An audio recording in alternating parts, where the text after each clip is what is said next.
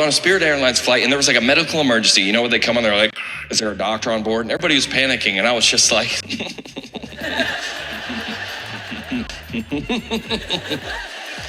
I go, there's no doctor on a Spirit Airlines flight. But I was on a Spirit Airline flight.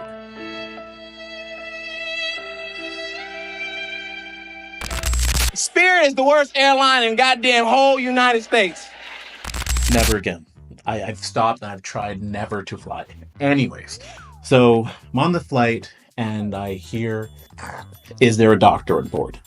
And as a medical student, I wasn't a medical student at the time, but as a medical student, you pray for something like this. You're like, I get to show my skills, I'm going to save a life. You are super zealous. You just want to do everything and show everybody that you can be a great doctor. As a resident, as a doctor who's finished practicing, as an attending, you don't want to be bothered. You'll help. But if you don't need to, you're just like, let me rest. Is anyone a doctor? Yes. I'll go get her. Anyways, so is there a doctor on board? Push the button. I push the button. Wait a couple minutes. Stewardess comes up, looks at me. Why'd you push the button? You have an emergency. Yeah. Do you need help? What are you, like a nurse? I'm a doctor. She goes, oh, really? You're a doctor? Doctor of truth telling. No, doctor of good vibes. Doctor. Ma'am, do you have an emergency on the plane? Oh, yeah, we do. Wait, well, you know what? Yeah, that's okay. We have somebody behind. We don't need you. I'm like, okay, whatever. I can go back to sleep. So that's what I do. Put my headphones back on and I start lounging. Not worried about it. Somebody else has got it handled. Some other person is saving a life. Cool. So I continue on my way. Probably listening to Drake or something. For real.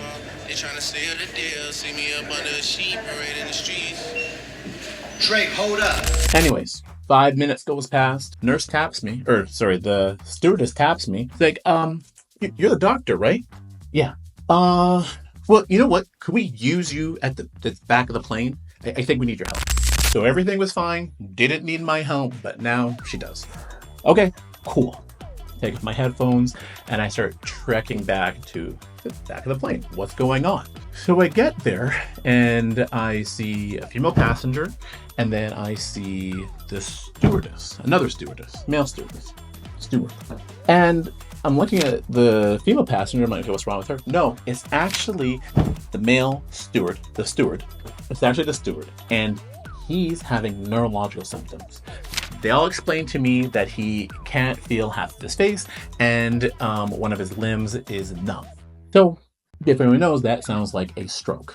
So like, okay, shoot. So me and the female passenger, who turns out to be a PA, physician assistant, start asking the staff to find somebody who has aspirin. So they're asking different passengers if they have aspirin, because at least that's the only thing we can do while trying to at least help mitigate this stroke. So they find that, and then all of a sudden, before we can even give him the aspirin, his neurological symptoms start disappearing. So this then goes from a stroke to what is called a TIA. But now I start thinking, this guy's young. He's a flight attendant. He's in his 20s, maybe early 30s. Why is a 30-year-old having a stroke?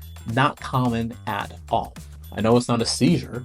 And now you start thinking, I'm like, kind of young to have coronary artery disease, anything like that. So what is it? You have to start thinking of other reasons why somebody young would have a stroke. Is it drug related? Some drugs can cause spasms in your vasculature, your arteries, and cause stroke-like symptoms. Another thing that can cause it is clots or coagulability, something that causes the clot and is lodged in your brain, and therefore you get stroke-like symptoms. That's a possibility, right? So these are things going on. And then some types of arrhythmia, something that's stopping the heart, not getting flow to the brain. These are the type of things. But again, he's 30, super uncommon.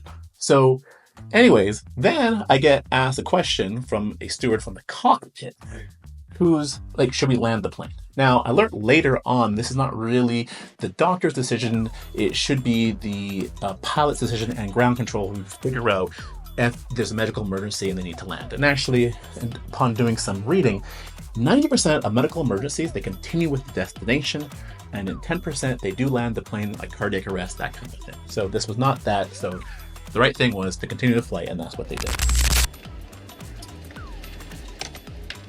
Now we ready to roll.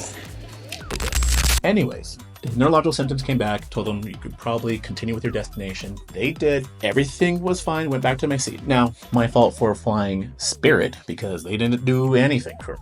Didn't even get it back in, like, some peanuts, candy, nothing. Like, get back to your seat and get off the plane. It's like Jerry Springer with wings. It's the best way. Cool. Now, my lesson that I learned that day was from now on, I'm flying Delta. So that's my advice to you. Anyways, so on the way back, so land in Vegas, anyways, have fun. On the way back, right, I'm going back to residency. I have the same flight crew. So I started asking, what happened to the guy? And they said he spent 3 days in the hospital. They don't really know much information. I did give them my contact information in case something happened. They want to talk and figure it out. But anyways, everything seemed to be fine. I still wonder what caused the initial incident, but I don't know that. Anyways, so that's what happened. The other statistic is that these things don't happen that frequently. About 1 in 604 flights do have a medical emergency. Now, I've actually been on 2 in my life, so yeah. But that was the most recent one, and it seems the guy was okay. Anyways, until next time. Thanks.